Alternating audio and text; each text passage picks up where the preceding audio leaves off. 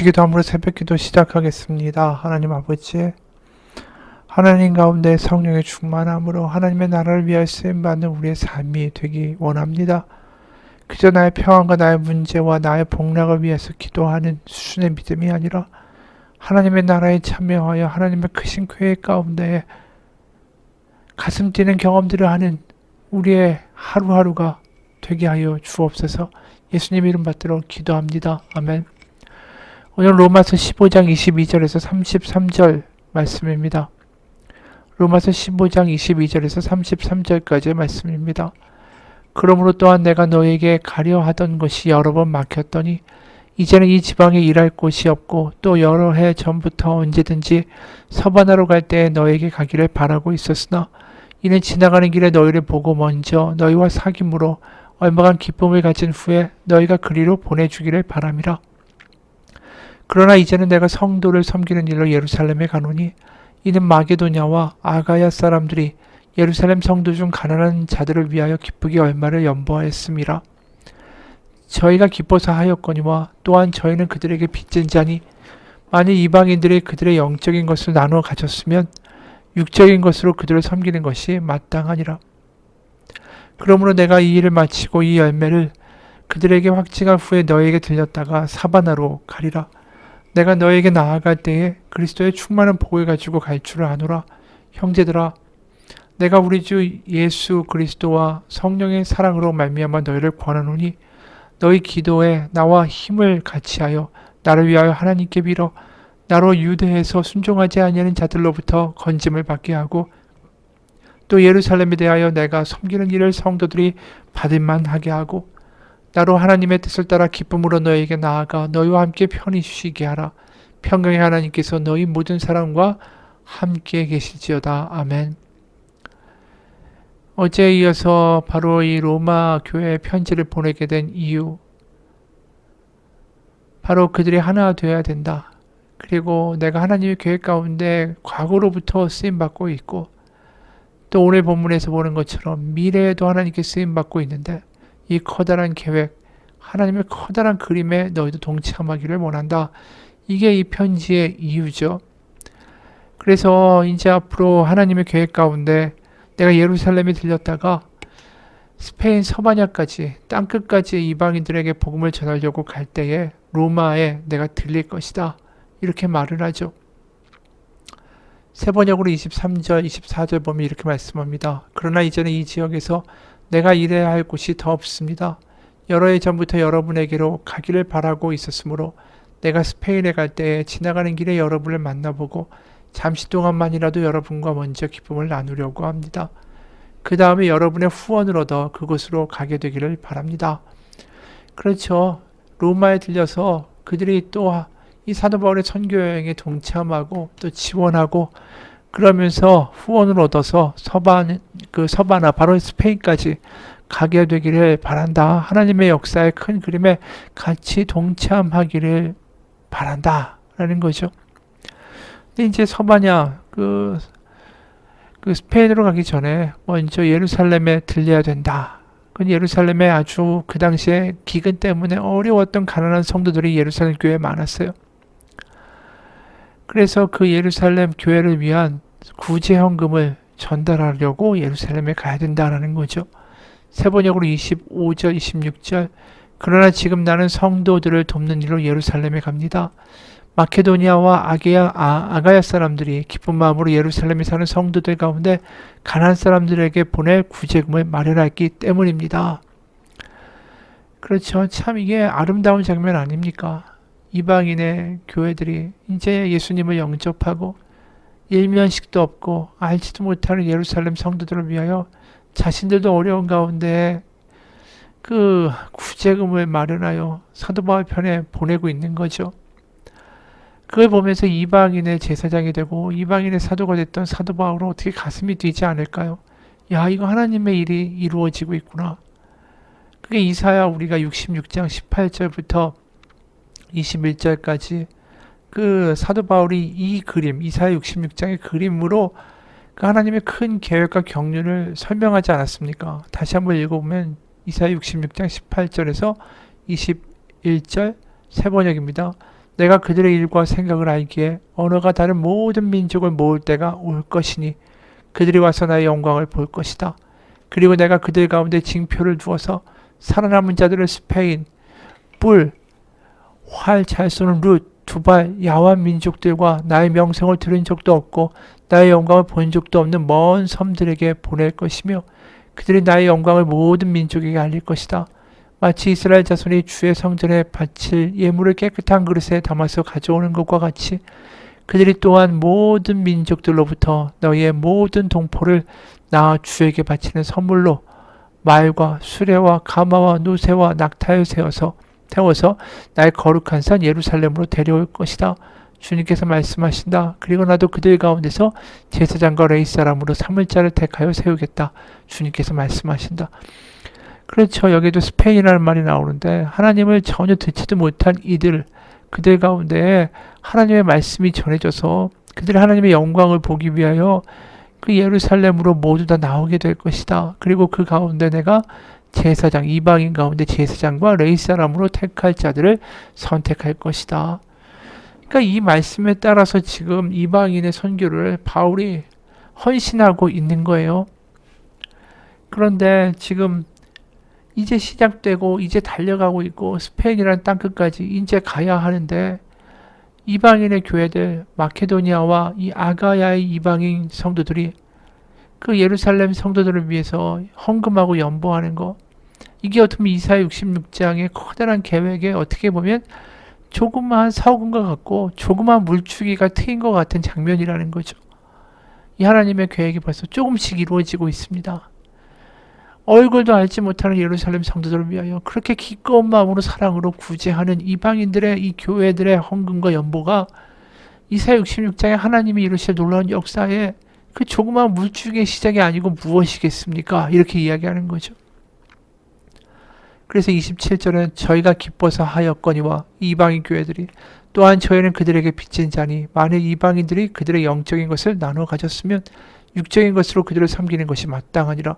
그러니까 유대인들을 통해서 이스라엘 통해서 하나님의 그 구약이 시작됐고 또 그들이 예수님을 죽이고 하나님께 원수됨으로 그 복음이 이방인에게 전해졌고 그래서 빚졌으니까 이제 또 물질로서 연보하면서 예루살렘에 있는 유대인 교회들을 위하여 섬기는 것이 마땅하지 않겠는가 이 이야기예요. 그래서 28절 그러므로 내가 이 일을 마치고 이 열매를 그들에게 확증한 후에 그러니까 그들에게 가서 이걸 주고 이 이사야 66장의 말씀이 이루어지고 있습니다. 하나님은 살아계십니다. 확증하고 너에게 들렸다가 서바나로 가리라 이렇게 이야기하는 거예요. 결국 이 이야기가 이사야 66장의 커다란 계획 가운데 그림 가운데 동참하라는 이야기가 되기도 하고 동시에 로마 교회도 지금 우리가 여러 번 이야기했지만 강한 자와 약한 자 사이에 갈등이 있잖아요. 유대인 기독교인들과 이방인 기독교인들 사이에 그 갈등, 그걸 넘어서서 이제 큰 그림을 보고 하나가 되라. 그러니까 너희 교회도 하나가 되고 조그맣게는 거시적으로 보면 이 커다란 하나님의 계획 가운데 하나가 되어 우리 동참하자. 그걸 이야기하는 거예요. 그래서 30절부터 33절 형제들아 내가 우리 주 예수 그리스도와 성령의 사랑으로 말미암아 너희를 권하노니 너희 기도에 나와 힘을 같이 함께 하자는 거예요. 나를 위하여 하나님께 빌자, 기도하자. 나로 유대에서 순종하지 아니하는 자들로부터 건짐을 받게 하고 또 예루살렘에 대하여 내가 섬기는 일을 성도들이 받을 만하게 하고 나로 하나님의 뜻을 따라 기쁨으로 너희에게 나아가 너희와 함께 편히 쉬게 하라. 예루살렘에 가면 고난을 당할 것을 이미 예언을 통해서 사도 바울은 알고 있는 거죠. 가서 그 모든 것들을 내가 다 순탄하게 행하고 고난을 받는다 할지라도 그 모든 것들이 이기고 승리하여 돌아와 로마 교회 너희들과 함께 같이 얼굴을 보며 같이 하는 큰 날이 오기를 기도하라. 이렇게 얘기하는 거예요. 올해 본문을 보면서 우리는 가슴이 뛰지 않습니까? 하나 되는 모습이잖아요. 사도 바울은 사명을 가지고 달려갑니다. 하나님 가운데 이방인과 유대인들이 하나가 되는 커다란 하나님의 역사. 그리고 로마 교회가 정말 갈등했지만 그것도 다 무너지고 해소되고 하나 되어 하나님의 커다란 계획 가운데 그들도 마게도니아 아가야 교회처럼 동참하는 그 그림, 그 사명과 열정을 가지고 지금 말하고 있는 거 아닙니까? 우리에게도 그런 게 필요한 거 아닌가요? 우리 교회에도 그런 게 필요한 거 아닙니까? 하나가 돼서 하나님의 커다란 하나님의 나라를 위하여 우리가 달려갑시다. 그래서 사도 바울의 이 편지들을 보게 되면 거기에 함께 서로 이런 말이 얼마나 많이 나오는지 몰라요. 그러니까 하나가 되어 하나님의 나라를 위해 달려가자. 이게 굉장히 중요한 이야기라는 거죠. 왜냐하면 하나가 되지 않으면 하나님의 나라를 위해 달려가지도 못해요. 그냥 자기들끼리 자중질환으로 주저앉을 뿐이죠. 달려가려면 손잡고 나가야 될 거 아닙니까? 우리가 하나가 되는 게 그래서 너무 중요한 거예요. 하나가 되어야만 하나님의 나라를 위해 달려갈 수 있기 때문이죠. 근데 많은 경우에 우리가 하나가 되어야 된다는 게 굉장히 중요하다는 것을 까먹어요. 왜냐하면 내가 옳다라는 것을 증명하는 데 더 신경을 쓰다 보니까, 그리고 내 감정에 신경 쓰다 보니까 하나가 돼야 된다라는 생각에 대해서 자꾸만 잊게 될 때가 많죠. 또 실제로 어떤 사람은 성격적으로도 보면 대화를 하다 보면 대화를 통해서 우리가 하나 되어야 되는데 자꾸만 자신이 옳다라는 것을 입증하려고 대화를 마치 승부하는 것처럼 내가 이겨야 된다라는 것처럼 그렇게 생각하는 사람들이 있어요. 그러다 보니까 대화가 아니라 이게 내가 옳다라는 것을 드러내야 되고 이겨야 되고, 그러다 보니까 상대방도 감정이 생기고, 그러다 보니까 싸우게 되는 거죠. 우리가 하나님의 나라를 위하여 그 분명한 목표를 위하여 하나가 되려면 내가 때로는 손해보기도 하고 내가 때로는 억울할 수도 있어요. 그런데 하나 되기 위해 내가 그렇게 참고 인내하면 하나님이 그것을 다 알아주신다라는 것이죠. 그 두 마리의 산양이 있었대요. 그 산양이 이제 양쪽에서 외나무 다리에서 양쪽에서 만난 거예요. 산양이 한쪽에 또 한쪽에 맞은편에. 그것을 본 사람이 생각해요. 야, 두 산양 중에 이제 박치기라면 싸워가지고 한 마리는 분명히 저 외나무 다리에서 떨어져 죽을 거고 하나는 강한 놈이 지나갈 거야. 근데 생각과 달리 그 다리 중간에서 두 산양이 딱 만났는데 한 마리가 무릎을 딱 꿇고 앉으니까 그 위를 밟고 다른 산양이 건너가더라는 거예요. 그러면서 두 마리 다 자기가 가고자 하는 산 꼭대기에 각자의 두 봉우리로 다 올라가는 것을 봤다라는 거예요. 그러면서 느꼈대요. 야, 사람들은 둘 중에 하나가 죽을 때까지 들이받을 텐데 어떻게 한 마리가 무릎을 꿇고 두 마리가 다 각자의 정상의 목표에 오를 수 있는 그런 모습을 만들어낼 수 있을까? 우리가 산양보다 못하구나. 교회도 이런 문제가 있어요. IMF가 터졌을 때 선교부장과 재정부장님이 싸웠어요. 교회 안에서. 왜냐면 둘 다 너무 교회가 어려우니까 재정을 줄여야 된다. 근데 재정부장 그렇게 얘기하는데 선교부장님은 선교비는 그래도 절대로 줄일 수가 없다. 아니 그러다 보니까 어느 순간 이게 감정 싸움이 되기 시작해서 내가 옳다라는 것을 입증해야 되는 싸움이 돼버린 거예요. 내가 옳아, 내가 맞아. 그러다 보니까 내 말에 찬동하는 거는 나의 편이고 내 말에 반대하는 편은 반대편이 돼버린 거예요. 그래서 그 사람들은 얼굴 보기도 싫어진 거예요. 그러면서 이게 싸움이 된 거예요. 근데 보면 이게 너무 어이가 없는 거죠. 하나님의 뜻이 무엇인지, 하나님이 어떠한 것을 원하실지 먼저 우리가 하나 되어 기도합시다. 그게 제일 먼저 돼야 되는 거 아니겠어요? 하나님의 나라를 위해서 교회가 움직이려면 하나 되는 게 먼저여야 되는 거죠. 그래서 같이 하나 되기 위해서 금식 기도하면서 하나님 무엇을 원하십니까? 기도했어야만 한다라는 거죠. 그러니까 하나님 안에서 함께 된다, 하나 된다는 게 얼마나 중요한 것인가. 그래서 우리가 사탄이란 말이 결국 이게 쪼갠다라는 뜻이에요. 갈라놓는다라는 뜻입니다. 하나님은 하나 되게 하시는 분이고 이 자꾸만 이 방해하는 세력들은 갈라놓으려고 한다라는 거죠. 우리가 하나님 가운데 다 은혜 받은 사람 아닙니까? 부족할 수도 있고 또 상처받을 수도 있지만 하나님 가운데 하나 되기 위해서 애쓰는 사람, 그 수고, 그게 바로 사랑으로 종로를 타는 거예요. 종만큼 억울한 사람이 어디 있어요? 주인이 말도 안 되는 이야기 할 수 있죠. 그래도 종은 받아들여 주잖아요. 근데 사랑으로 종로릇을 기꺼이 한다. 손해보란 얘기죠. 그런데 그것을 하나님이 다 알아주신다라는 것입니다. 어릴 적 우리가 부르던 달 따러 가자라는 동요가 있어요. 이렇게 시작하는 아주 짧은 동요죠. 얘들아 나오거라 탈 따러 가자. 장대 들고 망태 메고 뒷동산으로 뒷동산에 올라가 무등을 타고 장대로 탈을 따서 망태에 담자. 우리 아는 노래잖아요. 얘들아 나오너라 달 따러 가자. 이 아름다운 동심의 가사죠. 장대로 저 달을 따자. 아들의 얼마나 큰 그 상상력의 이야기 아니에요? 근데 그 동요에 2절이 있어요. 근데 많은 사람들이 모릅니다.